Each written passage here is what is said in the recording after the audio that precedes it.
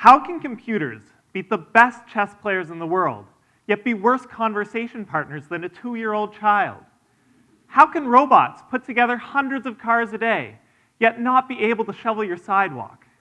Why do we have such a poor understanding of diseases like Alzheimer's, Parkinson's, and MS? To answer these questions, we need to look inside our heads and ask what makes our brains special. Our brains work kind of like Twitter.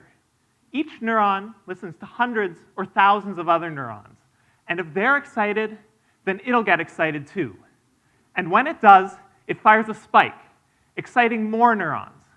This is simple behavior, but when you have 100 billion neurons connected in intricate ways, you get complex human behavior.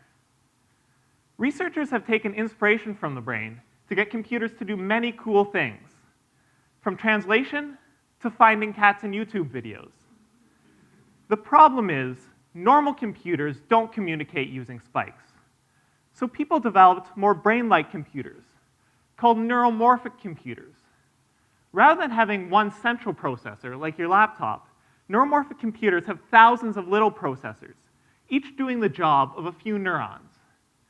And they communicate using spikes, making them much more energy efficient. This is where I come in.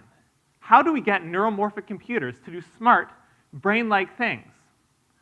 First, we need to develop networks of artificial neurons that communicate using spikes. I've taken a model of how neurons work in the brain and used it to create a system that takes in images, processes them using spikes, and tells us what object it sees. To make computers more like brains, we also need to understand how our brains learn. Many of the current theories on how neurons change their connections don't account for the fact that real neurons spike. I'm expanding some of these theories to work with spiking neurons to better understand how we learn to see the world. So where does this all lead?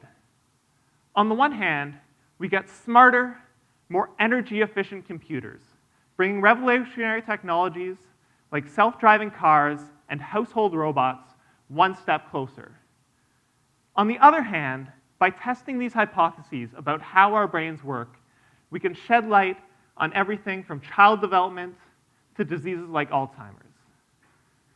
By making computers more like brains, not only do we develop better technology, we learn about ourselves.